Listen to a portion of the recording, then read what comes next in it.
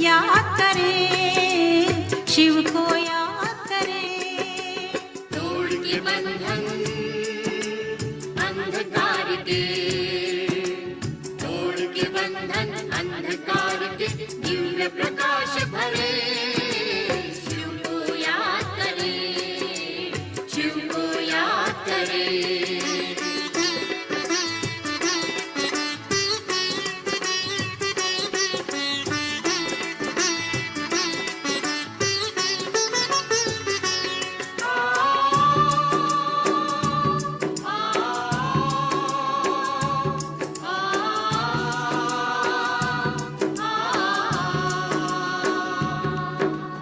विश्व गगन में ज्ञान सूर्य की प्रथम किरण बिखराए। विश्व गगन में ज्ञान सूर्य की प्रथम किरण बिखराए। बिछड़ गए जो लाल प्रभु से, आओ उन्हें मिलाए। बिछड़ गए जो लाल प्रभु से, आओ उन्हें मिलाए। प्यासे मन में परम पिता का, प्यासे मन में परम पिता का पावन प्यार भरे। शिव को याद करें, शिव को याद करें। तोड़ के बंधन अंधकार के, तोड़ के बंधन अंधकार के, दिव्य प्रकाश भरे। शिव को याद करें, शिव को याद करें।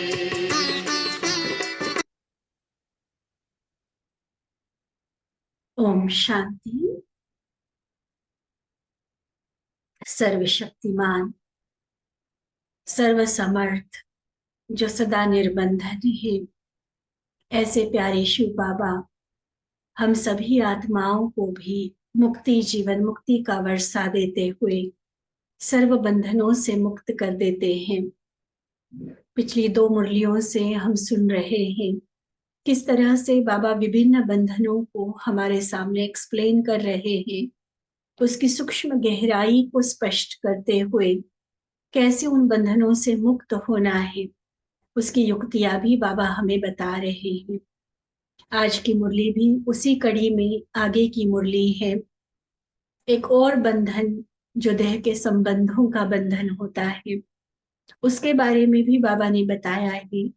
लेकिन साथ साथ किसी भी तरह के बंधन में बंधी हुई आत्मा, जिसको बाबा ने नाम दिया दास आत्मा,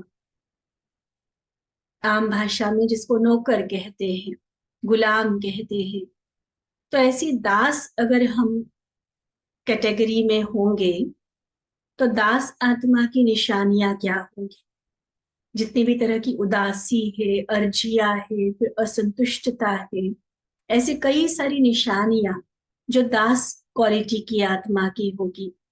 और उसके बदले, उसके विरुद्ध बाबा के दिए हुए सर्व खजानों के हम अधिकारी हैं, तो अधिकारी आत्माओं की निशानियां क्या होंगी। इसे बाबा ने बड़े रमणीक ढंग से और प्रैक्टिकली, जैसे हमारा दर्पण दिखाते हुए हम सबके समक्ष स्पष्ट किया है। बच्चे क्या कहते, बाबा का रिस्पॉन्स क्या होता, बच्चों की कंप्लेंट्स क्या होती है, क्या क्या डिमांड्स बाबा के सामने हम रखते हैं, उन सभी का रेस्पॉन्ड आज की मुरली में बाबा ने किया है। बड़े ध्यान से बाबा की मुरली सुनेंगे। ये ऐसी मुरली है जिसे सुनते अपने ऊपर हंसी भी आएगी और खुद के ऊपर रहम भी आएगा कि अरे देखो हम है कौन और कर क्या रहे हैं। तभी बोला कि गहरी रियलाइजेशन वाली ये मुरली है। परिवर्तन का संकल्प दृढ़ कर सकते हैं हम इस मुरली को सुनकर कि सचमुच मुझे कितनी महान नजर से बाबा देखते हैं और हम कैसे बचपने वाली बचकानी हरकतों में फंसे रहते हैं। बाबा तो हमें मालिक, अधिकारी रूप में देखना चाहते हैं। तो अधिकारी की निशानी क्या होगी, उसे भी ध्यान से सुनते हुए वैसा स्वरूप हम अपना बनाने की पुरुषार्थ में आगे बढ़ेंगे। आज की मुरली 6 अप्रैल 1982 की, जिसका सार है दास व अधिकारी आत्माओं के लक्षण। दास व अधिकारी आत्माओं के लक्षण। अव्यक्त बाप दादा सर्व अधिकारी महात्यागी राजऋषि बच्चों के प्रति बोले। वरदानी दृष्टि बाबा की अनुभव करेंगे अपने ऊपर और एकाग्र मन से बाबा की ये महावाक्य। बाप दादा राज ऋषियों की दरबार देख रहे हैं। राज अर्थात अधिकारी और ऋषि अर्थात सर्वत्यागी। राज ऋषि जो बहुत सुंदर स्वमान बाबा हम सबको दिलाते हैं। राज अर्थात अधिकारी, मालिक, और ऋषि माना सबका त्याग किया हुआ। तो देखो दोनों एक दूसरे के अपोजिट वर्ड्स, एक दूसरे के विरुद्ध शब्द है, और दोनों को जोड़कर बाबा ने बड़ा सुंदर बैलेंस हमारी लाइफ में हमें सिखाया। राजा कहाँ बनना है और ऋषि किस बात में बनना है, उल्टा नहीं करना है उसको। दूसरों का राजा नहीं बनना है, चीजों का, प्रॉपर्टी का, लौकिक हद की वस्तुओं का राजा बनने की बात नहीं है। राजा बनना है अपने मन बुद्धि संस्कार, स्वराज्य अधिकारी की बात है यहाँ। और ऋषि अर्थात पुरानी दुनिया, माया, माया के संस्कार या जितने तरह के बंधनों की बात बाबा ने कही, उसमें ऋषि, उसमें त्यागी बनते जाना है, त्यागी और तपस्वी। तो बाप दादा सर्व ब्राह्मण बच्चों को देख रहे हैं कि कहाँ तक अधिकारी आत्मा और साथ साथ महात्यागी आत्मा। अधिकारी माना राजा और महात्यागी अर्थात ऋषि।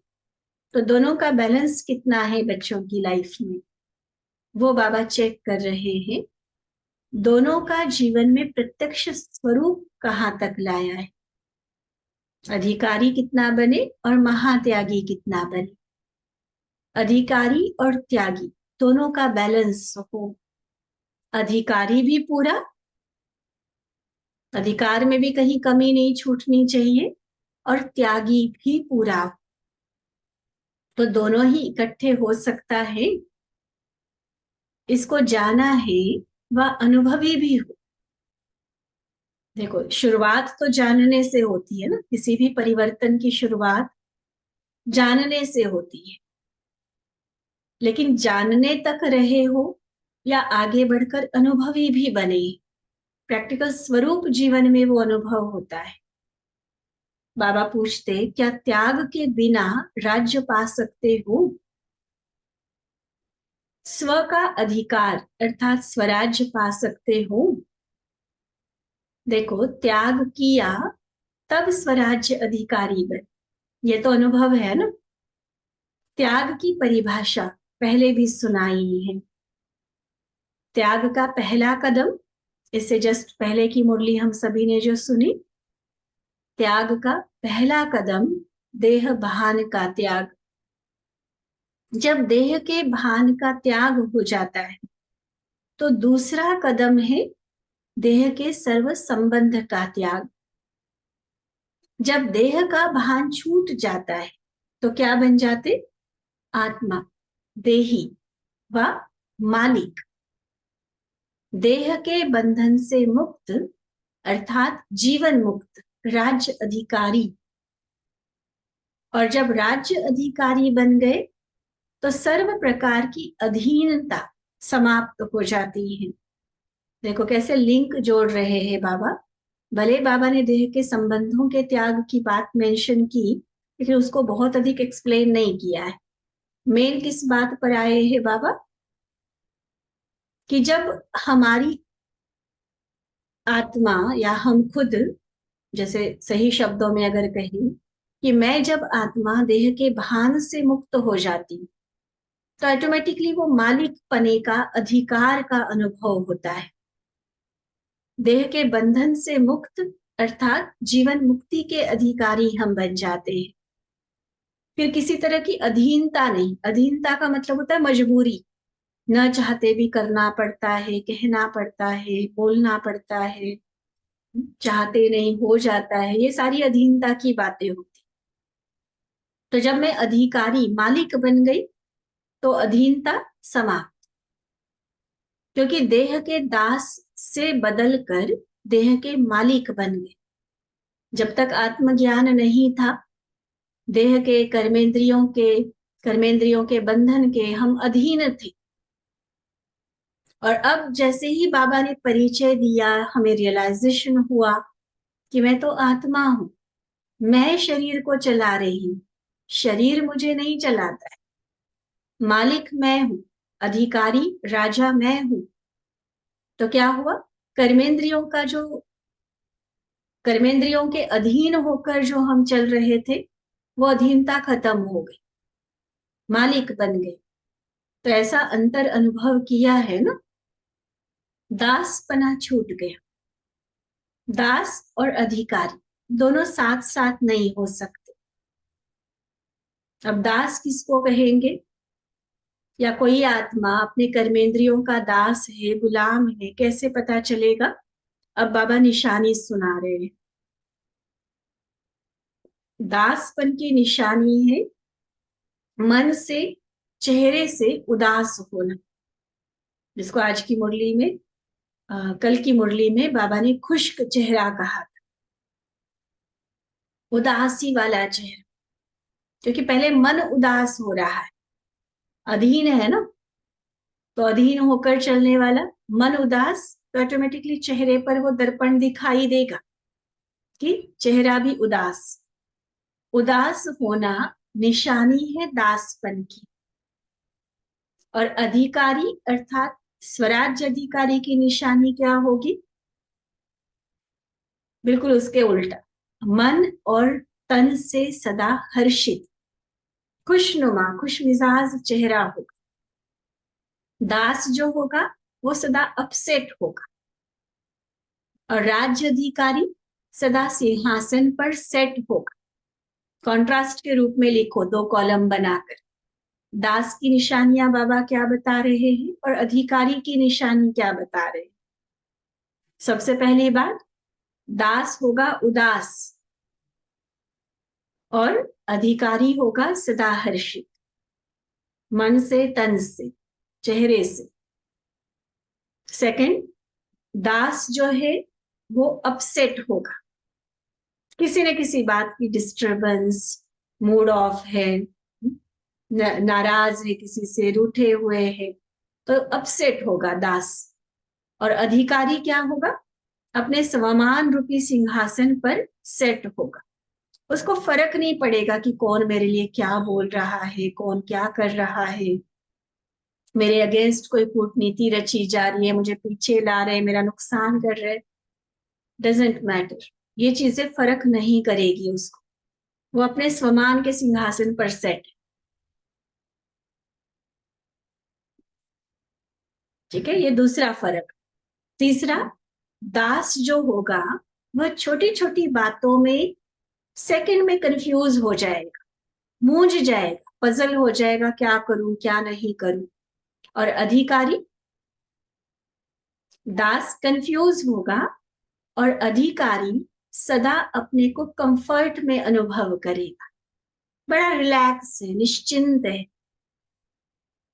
कंफर्टेबल फील करेगा, चाहे सिचुएशन कैसी भी हो।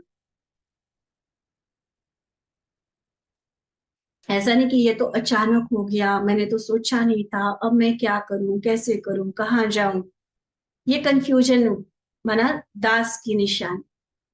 और चाहे कुछ भी हो रहा है, लेकिन मेरा मन जो है वो आराम की स्थिति में है, कंफर्ट जोन में हूं मैं, तो अधिकारी कहलाएंगे। तो इन निशानियों से अपने आप को देखो कि मैं कौन, दास व अधिकारी। उदास रहने वाला, अपसेट होने वाला, कंफ्यूज होने वाला दास हूं, या सदा हर्षित रहने वाला, सदा अपने स्वमान में स्थित रहने वाला, सदा कंफर्ट जोन में रहने वाला, चाहे दुनिया के किसी भी कोने में जाओ, कैसे भी व्यक्ति के साथ मुझे रहना पड़े, कैसी भी परिस्थिति को फेस करना पड़े, मैं कंफर्टेबल हूं, चैन मेरा खत्म नहीं हो रहा है किसी कारण से, तो अधिकारी। तो इन निशानियों से बाबा कहते देखो कि मैं दास आत्मा हूं व अधिकारी हूं। कोई भी परिस्थिति में, कोई भी व्यक्ति, कोई भी वैभव, वायुमंडल शान से परे अर्थात तख्त से नीचे उतार कर दास तो नहीं बना देते, अर्थात शान से परे परेशान तो नहीं कर देते। देखो, हर वो चीज को बाबा ने ली जो जो हमें डिस्टर्ब कर सकती है। परिस्थिति, व्यक्ति, वैभव माना जो भी चीज वस्तुएं हैं, वायुमंडल है। एक्सक्यूजेस, बहाने तो हम यही देते ना कि क्या करें, वहां वायुमंडल ही ऐसा था, क्या करें वो बंदा ही ऐसा था, इसलिए हम डिस्टर्ब हो गए। उसने बोला ही ऐसा ना, उसने किया ही ऐसा ना, तब डिस्टर्ब हो। वैसे हम बड़ी शान में रहते। लेकिन बाबा क्या कह रहे, कोई भी वस्तु, व्यक्ति, वैभव, वायुमंडल, परिस्थिति मुझे परेशान ना कर सके।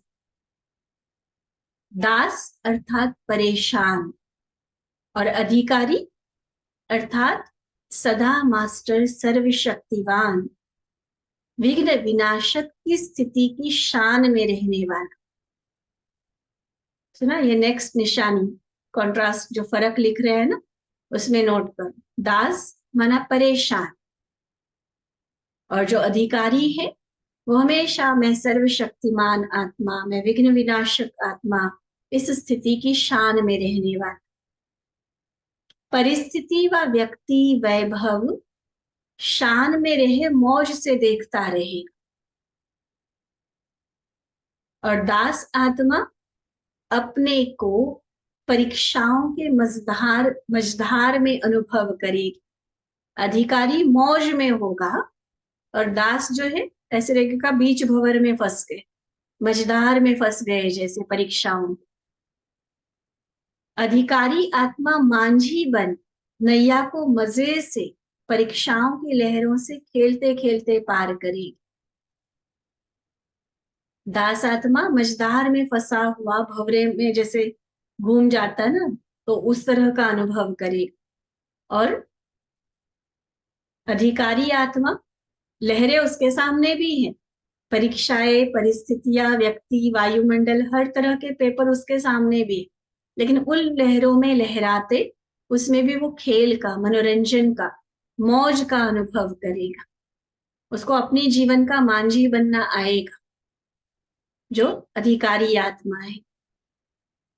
ठीक है, निशानियां देखते भी जाए, लिखते भी जाए, और अपने आप में चेक भी करते जाए कि मेरे में कौन सी निशानी ज्यादा डोमिनेट करती है, कौन सी निशानी, कौन से लक्षण मेरे अंदर मेजॉरिटी टाइम दिखाई देते हैं।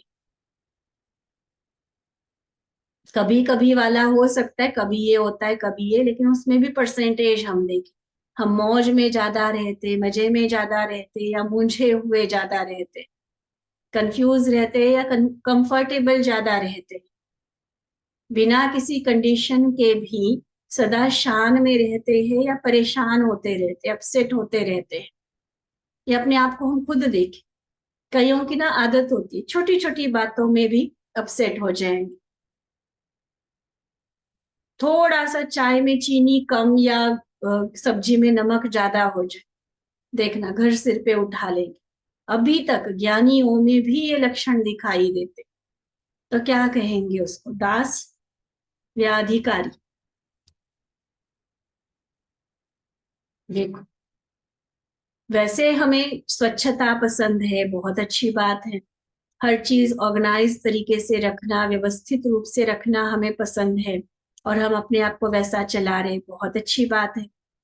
बाबा भी ये पसंद करते हैं। लेकिन किसी दूसरे की अव्यवस्था को देखकर, या उसकी फैलाई हुई गंदगी को देखकर, शिक्षा के साथ साथ हम कई बार क्रोधित हो जाते हैं, रोब में आ जाते हैं,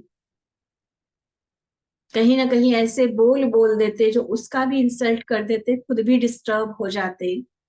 तो इसको क्या कहेंगे, अधिकारी कहेंगे या दास कहेंगे? इन छोटी छोटी परिस्थितियों में चेक कर, सीधा डेथ पे जाने की जरूरत नहीं है कि किसी की मौत हो जाए तो भी मेरी अवस्था बहुत अच्छी रही। ये तो एक्सट्रीम सिचुएशंस होती है, वो तो रेयर आती है, कभी कभार आती है जीवन में। लेकिन हर आए दिन जो ये बातें आती, कभी व्यक्ति का कैसा व्यवहार है, कभी चीज का अभाव है, कम ज्यादा चीज हो रही है, कहीं आना जाना पड़ रहा है, अचानक से कोई बात सामने आ रही है, कोई बीमारी फेस कर रहे हैं, तब मेरे मन की हालत क्या रहती है। ये तो हर आए दिन कुछ न कुछ होता रहना है। संसार सागर में कोई ना कोई लहर, कभी छोटी कभी बड़ी, आती रहनी है। लेकिन उसमें हम ये सोचकर मझधार में फंसने का, मेरे ऊपर इतनी बड़ी बात आ गई, ऐसा पेपर मेरे सामने आ गया, ये क्यों वैसा क्यों, इस मझधार में फंसे हुए क्वेश्चंस के, प्रश्नों के भंवर में फंसा हुआ खुद को अनुभव करते हैं, या उन लहरों को भी मौज से पार करते हैं, अपनी शान में रहते हैं। मैं मास्टर सर्वशक्तिवान, मैं विघ्न विनाशक आत्मा, ये परिस्थितियां मेरा क्या बिगाड़ेंगी। कंफर्टेबल कहीं भी रह रहे, ये नहीं कि ऐसा ही गद्दा चाहिए, ऐसी ही रजाई चाहिए, यही चाहिए, ऐसा ही चाहिए, इतनी कंडीशंस नहीं होंगी अधिकारी आत्मा। ठीक है, ये निशानियां हैं। बाबा ने जो बताया उसको प्रैक्टिकल अपने जीवन के हिसाब से समझकर हम उसको चेक करेंगे, और फिर अपने आप को देखेंगे कि मैं कौन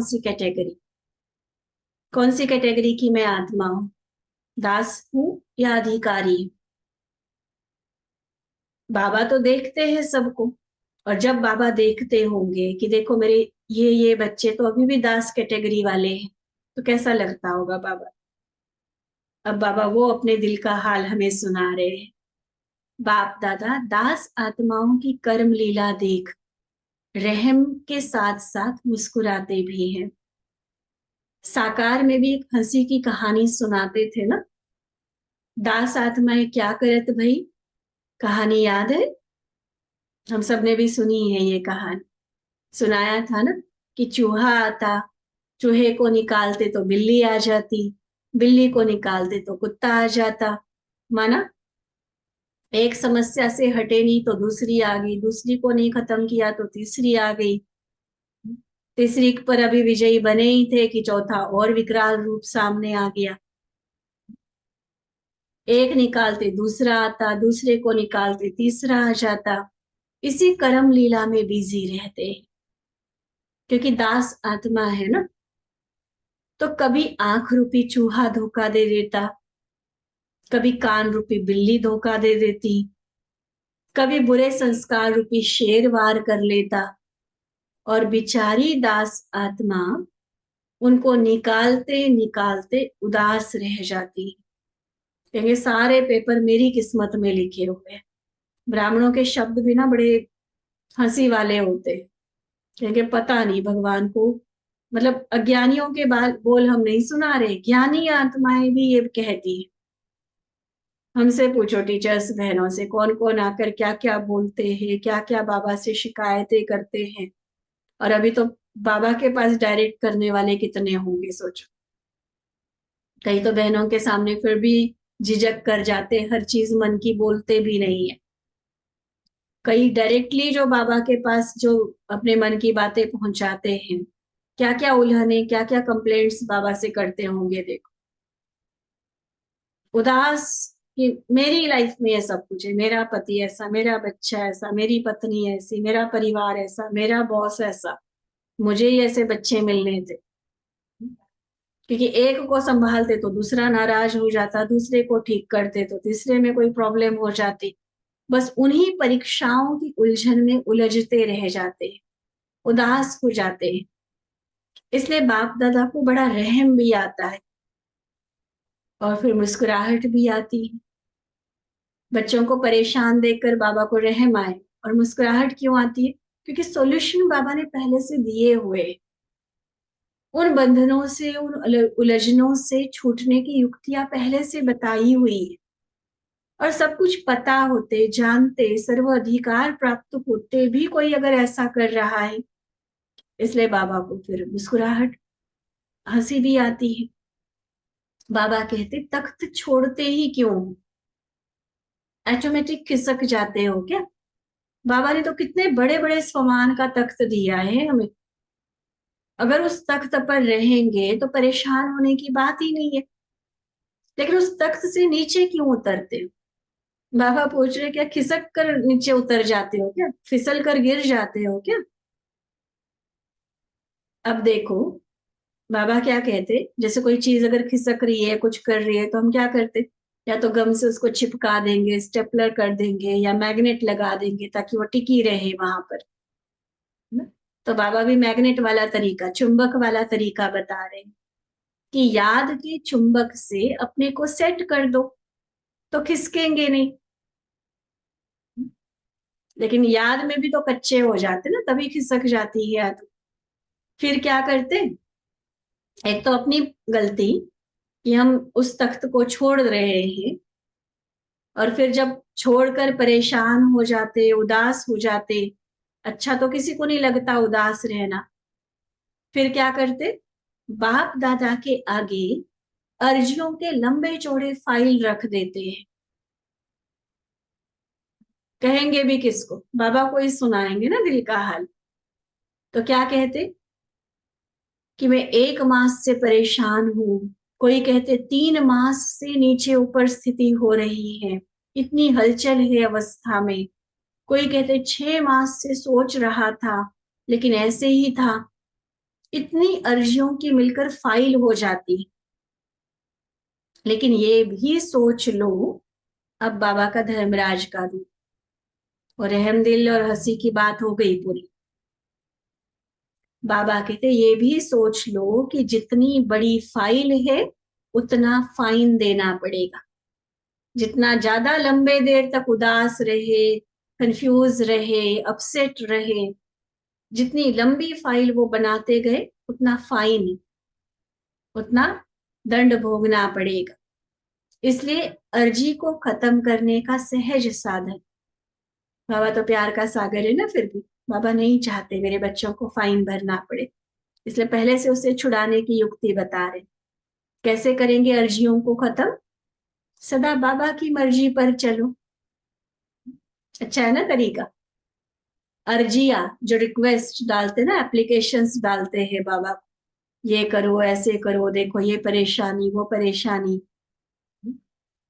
तो बाबा कहते सारी अर्जियां खत्म हो जाएंगी। क्या करो? सिर्फ बाबा की मर्जी पर चलो। मेरी मर्जी यह है, तो वह मन मर्जी अर्जी की फाइल बना देती है। इसलिए देखो, चाहे समर्पित है, चाहे घर गृहस्थ में रहने वाले हैं, जो भी बाबा के बच्चे बन, हम सब ने एक वायदा किया है बाबा से। कितना निभाते हैं वो हम अपने आप को देखेंगे, लेकिन एक वायदा हम सब ने किया है बाबा से। क्या कहते? हाँ, तन मन धन तेरा, ये तो कहते हैं एक बाबा, दूसरा न कोई ये भी बोलते हैं। एक और बड़ा सुंदर वायदा है, जो खिलाएंगे, जहां बिठाएंगे, जो पहनाएंगे, जहां भेजेंगे, उसमें तेरी रजा में राजी, वही करेंगे। जो हमसे कहा जाएगा वही हम करेंगे। कहते हैं ना सभी, सिर्फ समर्पण वालों का थोड़े ना वायदा है।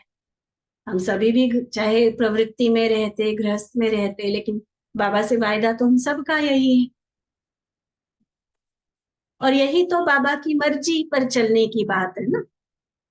जहां हम बाबा की मर्जी को छोड़कर अपनी मर्जी पर आ जाते हैं ना, फिर उसकी रिक्वेस्ट, उसकी एप्लीकेशन डालनी पड़ती है। और बाबा ने आज क्लियर बोल दिया, जितनी बड़ी अर्जियों की फाइल होगी उतना फाइन ज्यादा भरना पड़ेगा। इसलिए मन मर्जी की अर्जियों की फाइल नहीं बना। हमें कुछ एप्लीकेशन देने की बाबा को जरूरत ही क्या है, जब बिन मांगे बिन कहे वो सब कुछ मेरे लिए कर रहा है। जितना कभी सोचा भी नहीं था, स्वप्न कल्पना में भी कभी कोई जो बात नहीं थी, इतना भरपूर प्राप्तियों से कर रहा है। और फिर हम अपनी अर्जियां डालने के लिए तैयार हो जाते। इस बार के पत्र पुष्प में बड़ी सुंदर एक दादी की क्लास है, बड़ी दादी की। तो दादी ने उसमें बोला कि जैसे कहावत है कि सहज मिले सो दूध बराबर, तो बाबा तो दूध के बराबर हमारी इतनी सुंदर तकदीर बना रहा है। बिन मांगे कितना भरपूर कर रहा है। और हम फिर ये जो अर्जियों की फाइल डालते हैं, तो मांग कर तो हम दूध को भी पानी बना देते हैं। बाबा के दिए हुए खजानों की, बाबा के दिए हुए प्राप्तियों की तो कदर ही खत्म कर देते हैं। जो दे रहा है बिन मांगे, छप्पर फाड़ के दे रहा है, और हम छोटी छोटी बातों में, छोटी छोटी अपनी डिमांड्स में वो अर्जिया बाबा को डालते, फिर पूरी नहीं होते, कहेंगे बाबा भी नहीं सुनता मेरी। कितने ब्राह्मणों से ये भी शब्द सुनने को मिलता है कि बाबा ने भी नहीं सुनी मेरी बात। मतलब दुनिया वालों से पहले से परेशान है, सोचते थे कि बाबा कर लेगा मेरा काम, और बाबा ने भी नहीं किया। बाबा भी नहीं सुनता मेरी, पता नहीं कहाँ बैठा है। ऐसी ऐसी बातें बोलते हैं ना, रियली में कितनी हंसी आती है ऐसी आत्माओं पर, और उससे ज्यादा तरस आता है कि बाबा को समझा क्या है हम। एक और कहावत है, बिन कहे करे सो देवता, कहने से करे वो मनुष्य। और आगे का समझ ही जाओ। तो बाबा को कौन सी कैटेगरी में रख रहे हैं, कौन सी कैटेगरी में रख रहे हैं? जो उसको कहने की जरूरत हम समझते हैं, है कहने की जरूरत बाबा को कुछ, कोई अर्जी डालने की, कोई डिमांड करने की जरूरत है बाबा को? हम अपनी जरूरतों को ज्यादा अच्छे से समझते हैं या बाबा समझता है? हमने तो एक दूसरे के देखा देखी अपनी जरूरतें बढ़ाई हुई, उसके पास है तो मेरे पास होना चाहिए कर। लेकिन रियली में मेरी जरूरत क्या है, और मैं डिजर्व क्या करती हूँ, या मुझसे लाख गुना बेहतर तो मेरा बाबा मुझे जानता है ना। वो खुद मेरे लिए वो हर चीज बेस्ट से बेस्ट दे रहा है। तो उसकी मर्जी पर चलने में ही हमारी खुशकिस्मती है, हमारा कल्याण है, हमारा उद्धार है, भला है। और हम अपनी मर्जियां, अल्पज्ञ बुद्धि वाली बातें लेकर, हद की इच्छाओं को लेकर अपनी अर्जियां बाबा के सामने डाल रहे होते हैं। पूरी होती है तो वाह वाह बाबा वाह, नहीं होती तो पता नहीं बाबा कहाँ बैठा है। बहुत डीपली, गहराई से इसको महसूस करने की जरूरत है। स्थूल नहीं तो कई बार सूक्ष्म, कई सारी ऐसी बातें जो हम बाबा को बोलते रहते कि बाबा मेरे लिए ये कर देना, बाबा ये कर देना, ये अर्जियां डालते रहते। तो जरूर अर्जियां डालने की, मांगने की, बाबा को बोलने की जरूरत पड़ रही है। इसका मतलब जो मिल रहा है उसमें मैं संतुष्ट नहीं हूँ, इसका मतलब बाबा की मर्जी पर मैं राजी नहीं हूँ। तब अपनी मर्जी बाबा को बोल रहे कि बाबा मैं चाहती हूँ कि ऐसा हो जाए, बाबा मुझे लगता है कि ऐसा होना चाहिए। चाहे वो स्थूल इच्छाएं ना भी हो, मान चलो हम समझ लेते हैं कि स्थूल इच्छाओं से हम परे हो, लेकिन सूक्ष्म कितनी तरह की इच्छाएं होती अपने लिए, चाहे अपनों के लिए, नाम हम उसको शुभ भावना का देंगे। लेकिन बहुत डीपली ये महसूस करने की बात है, बाबा को कहने की जरूरत है क्या। सबसे पहले तो ये देखो, हमारा एक बहुत सुंदर गीत है, उसमें आता है ना याचना ना कामना ना प्रार्थना। हमें कुछ भी करने की जरूरत नहीं है बाबा की, सिर्फ क्या करना है, योगी बने और योग्य बने, स्वतः बाबा सारी कामना पूरी कर देगा। हमने जो खुद करना है उसमें तो हम ढीले रह जाते, अलबेले रह जाते, और बाबा को याद कराते, बाबा मेरे लिए ये कर देना, मेरे लिए ये कर देना। आज बाबा ने क्लियर अनाउंस कर दिया, जितनी ज्यादा अर्जियां डालोगे, जितनी फाइल बड़ी बनेगी अर्जियों की, उतना फाइन भरना पड़ेगा। अब देख लो। फिर कई कहते कि फिर बाबा को नहीं कहेंगे तो किसको कहेंगे? कहने की जरूरत ही क्या है किसको? बाबा के बन के रहो, बाबा की छत्र छाया में चलो, बाबा की मर्जी पर चलो। कहते ना, राजी है जिसमें तेरी रजा है। तो वो प्रैक्टिकली वैसा चल के दिखाए ना हम, फिर देखो बाबा क्या नहीं करता हमारे। तीनों लोकों का मालिक है, उसके लिए असंभव कुछ भी नहीं है। दुनिया में भी प्यार के खातिर कहते हैं कि चांद तारे तोड़ लाएंगे और पता नहीं क्या क्या बोलते हैं। यहाँ भगवान, अगर मैं उसकी मर्जी पर चलूं तो वो मेरे लिए क्या नहीं करेगा। कौन सी ऐसी मेरी इच्छा होगी, कौन सी ऐसी मेरी जरूरत होगी जो वो पूरी नहीं करेगा। लेकिन इतना तो प्यार हम करना सीखे ना बाबा से, उसकी मर्जी पर चलना सीखे। बहुत गहरी बात है। तभी बार बार हम कह रहे कि अच्छे से गहराई से महसूस करें हम इसको, कि आज बाबा हमें क्या कहने जा रहा है। ये अर्जी और मर्जी बहुत एक जैसे मिलते जुलते शब्द है, लेकिन जमीन आसमान का फर्क है इसमें। ठीक है, तो क्या पक्का करेंगे? जो बाप की मर्जी वह मेरी मर्जी। मेरी मर्जी बाबा से अलग कुछ नहीं जो मुझे अर्जी डालनी पड़े। और बाबा की मर्जी क्या है? हर एक आत्मा सदा शुभ चिंतन करने वाली, सर्व के प्रति सदा शुभ चिंतक रहने वाली, स्व कल्याणी और विश्व कल्याणी बने। अब इसको हम अपने पास अच्छे बड़े अक्षरों में नोट कर। अभी अभी वायदा किया ना, जो बाबा की मर्जी सो मेरी मर्जी। तो बाबा ने अपनी मर्जी क्लियर कर दी। क्या चाहते हैं बाबा? हर एक को भी छोड़ो, मेरे लिए बाबा क्या चाहता है? बाबा मुझे देखना चाहता है, अपना नाम लेकर लिखो। बाबा चाहता है कि मेरा फलाना बच्चा सदा शुभ चिंतन करने वाला, सर्व के प्रति सदा शुभ चिंतक रहने वाली, स्व कल्याणी और विश्व कल्याणी बने। तो इस मर्जी को सदा स्मृति में रखते हुए बिना मेहनत के चलते चलो। जैसे कहा जाता है ना, आंख बंद करके चलते चलो, बाबा संभाल लेगा, वो गिरने नहीं देगा। इतना विश्वास, इतना पक्का निश्चय बाबा के ऊपर। जो बाबा ने कहा सो मैं करती चल। ऐसा तो नहीं, वैसा तो नहीं होगा। कई बार ना दुनिया में कपल्स में या जो भी बेस्ट फ्रेंड्स होते हैं उसमें गेम कराए जाते। किसी किसी ने खेला होगा या देखा होगा। जैसे मान लो दो जने हैं, जोड़ी हैं, तो क्या करते हैं? एक की आंखों पर पट्टी बांधी जाती है, एक की आंखों पर पट्टी बांधी जाती है, और दूसरे को कहा जाता है कि तुमने इसको गाइड करना है बोलकर। तुम्हारी ड्यूटी है कि तुमने उसको गिरने नहीं देना। और जिसकी आंखें बंद है उसको कहा जाता है कि तुमने एक्यूरेटली जो बताया जा रहा है उसको फॉलो करना है। अगर एक कदम के बाद दाएं मुड़ना है तो एक कदम के बाद ही दाएं मुड़ना है, डेढ़ कदम भी नहीं करना। और फिर उस जिस रास्ते पर उसने चलना है, जिस जगह पर चलना है, कई सारे ऑब्स्टेकल्स रखे जाते हैं। कई ऐसे मोड़ने वाले रास्ते बनाए जाते हैं, या कहीं पानी रखा है, कहीं कुछ रखा है, कहीं कुछ रखा है, ऐसे रखा जाता है। अब उसको वो पार करके अपने मंजिल तक पहुंचना है, और गाइड कर रहा है जो देख सकता है।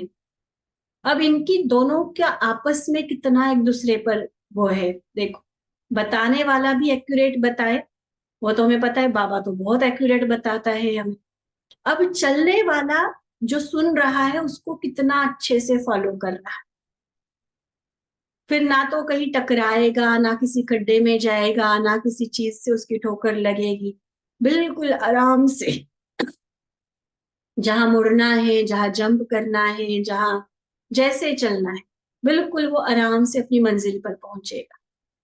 और किसी किसी का फेथ नहीं होता अपने पार्टनर पे, या सही से सुनता नहीं है, या सुनने के बाद भी अपने हिसाब से अपना लॉजिक लगा के चलता है, तो जरूर वो कहीं ना कहीं टकराएगा और फेल हो जाएगा।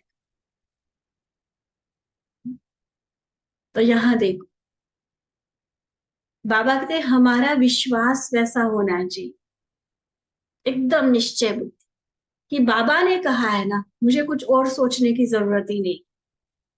कोई दुनियावी लॉजिक यूज करने की जरूरत नहीं है, किसी की और राय सलाह लेने की जरूरत नहीं, कि ये मेरे लिए ठीक होगा या नहीं होगा, करूं या नहीं करूं। बाबा ने कहा है ना, आंख मूंद के कर। ठीक है, ऐसा तो नहीं, वैसा तो नहीं, ये डाउट वाली आंख नहीं खोलो।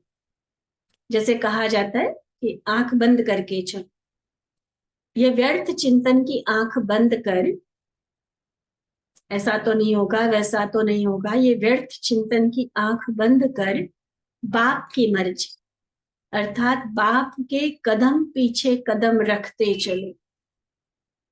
पाँव के ऊपर पाँव रख कर चलना मुश्किल होता है या सहज होता है? पहले से रास्ता बना हुआ है, बस उस रास्ते पर चलते जाना, इजी होगा ना। नया रास्ता बनाना मुश्किल हो सकता है, लेकिन ऑलरेडी ब्रह्मा बाप ने करके दिखाया है। तो सदा फॉलो फादर करो, फॉलो सिस्टर, फॉलो ब्रदर, ये नया स्टेप नहीं उठा। हाईवे को छोड़कर गलियों में नहीं चले जा। पगडंडियां भी कहीं बनी हुई होती है ना, तो कई सोचते कि शायद यहाँ से शॉर्ट में पहुंच जाएंगे जल्दी, लेकिन ऐसा नहीं होता। पगडंडियों पर खतरे भी बहुत होते हैं। इसलिए बाबा ने एक राजमार्ग दिया है, हाईवे दिया हुआ है श्रीमत, उस पर चलते चल, किसी और को फॉलो करके गफलत नहीं कर, क्योंकि इससे मंजिल से वंचित हो जाएंगे, पता नहीं चलेगा कि कहाँ भटक गए। रिगार्ड दो, ब्राह्मण परिवार में एक एक आत्मा विशेष है, हमसे भी कोई पुराने है, महारथी है, रिगार्ड दो, लेकिन किसी को फॉलो नहीं कर। हमने देखा है उनको भी ऐसा करते हुए तो हमने भी कर लिया, नहीं। ब्रह्मा बाबा को देखो ना, क्या ब्रह्मा बाबा ने किया था ऐसा? किया था तो करो, नहीं किया था तो स्टॉप करो। फॉलो सिर्फ ब्रह्मा।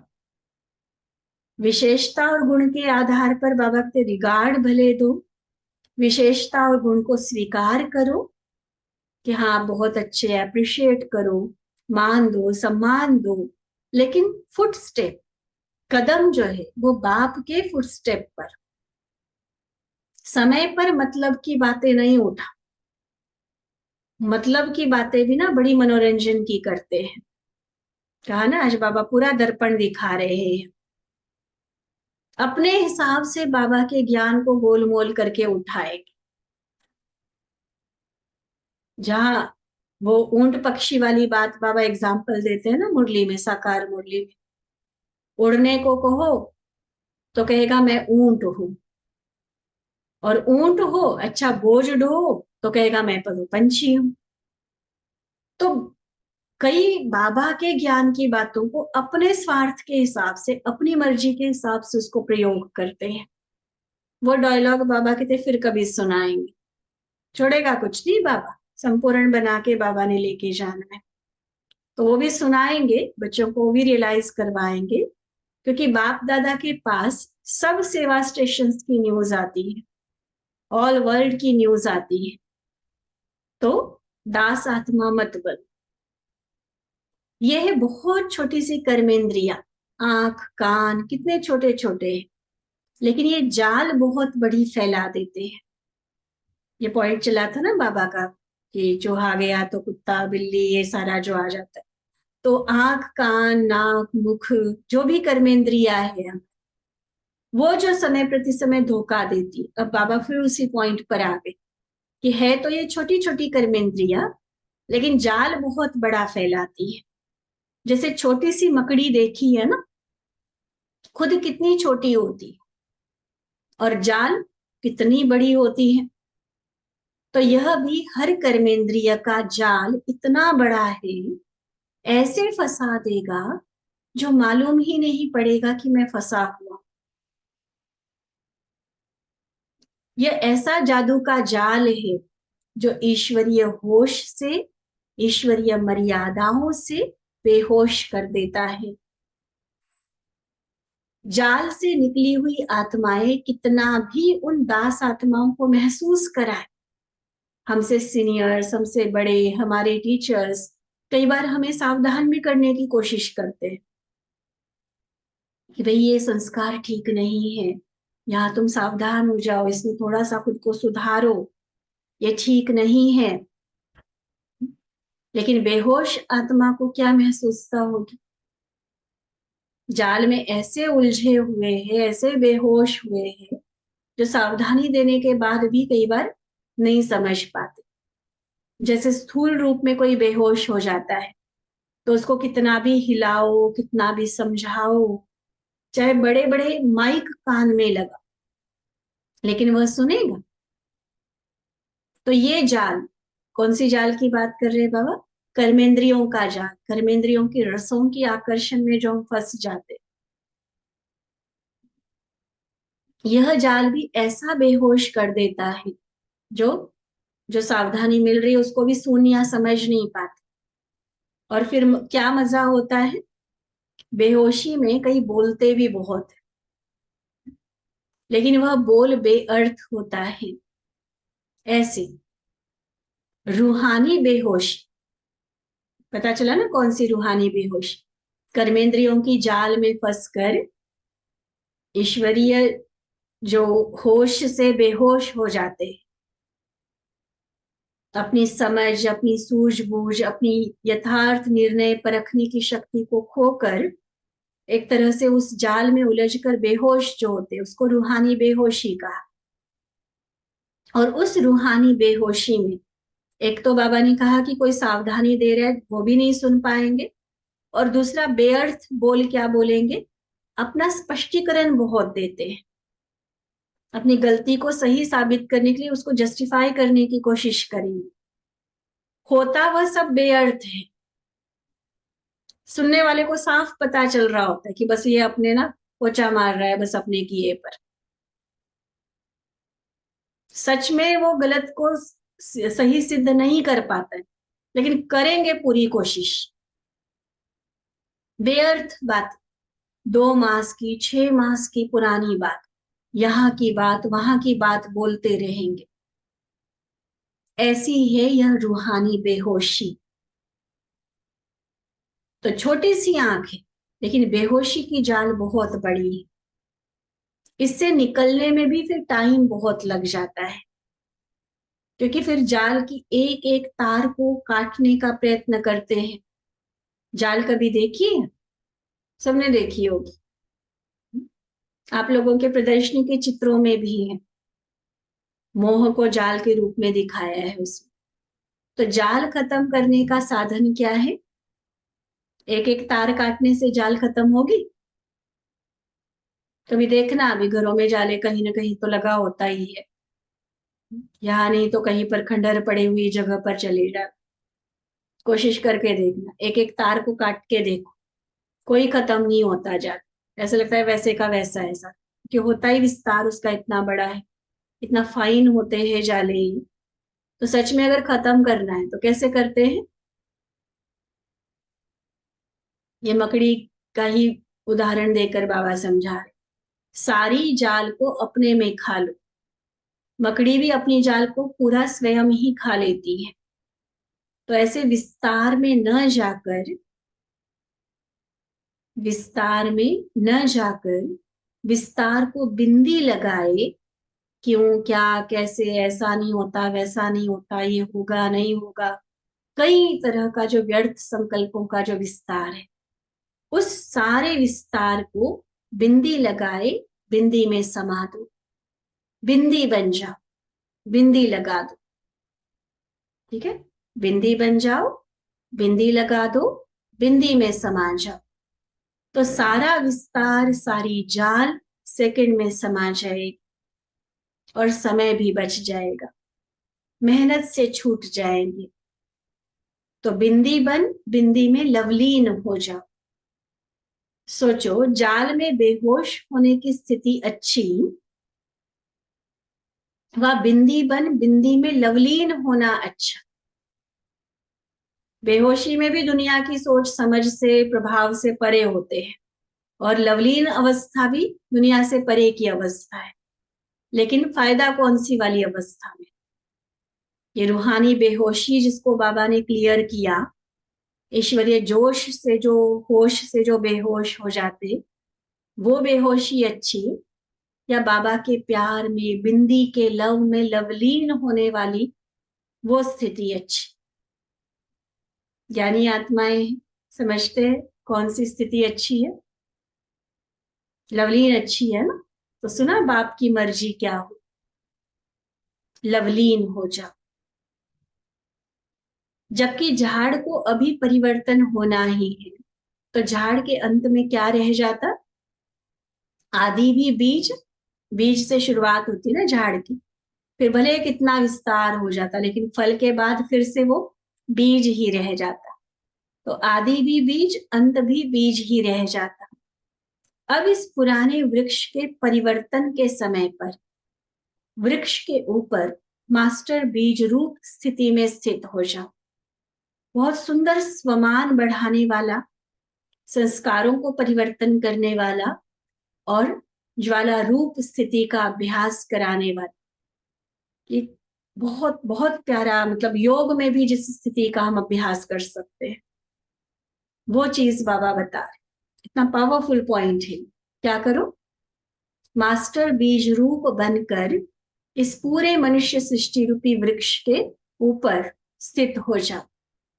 बीज है ही बिंदु, सारा ज्ञान गुण शक्तियां सबका सिंधु, और फिर बिंदु में समा जा। इसको कहा जाता है बाप समान स्थिति।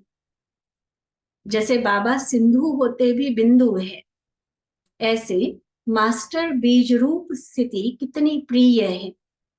यह अभ्यास करने वाली बात।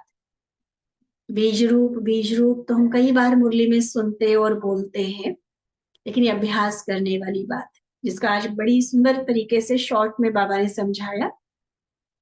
पूरा मनुष्य सृष्टि रूपी कल्प वृक्ष, चाहे साकार में चाहे निराकार में देखे, और जैसे बाबा बीज रूप है, मैं भी मास्टर बीज रूप में बिंदु, लेकिन सर्व गुण शक्तियां ज्ञान आदि में सिंधु।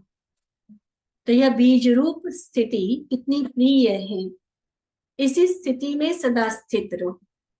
समझा क्या करना है? ठीक है। आगे बाबा की पर्सनल मुलाकात भी है, लेकिन यहाँ अभी हम मुरली पूरी करते हैं। अच्छा, ऐसे सदा सर्व अधिकारी और सर्व त्यागी, सदा बेहोशी की जाल से मुक्त, आवागमन से मुक्त, जो अपसेट होते हैं ऊपर नीचे होते हैं उसको आवागमन कहा। तो आवागमन से मुक्त, मास्टर बीज रूप स्थिति में लवलीन रहने वाली ऐसे राज ऋषि आत्माओं को बाप दादा का याद प्यार और नमस्ते।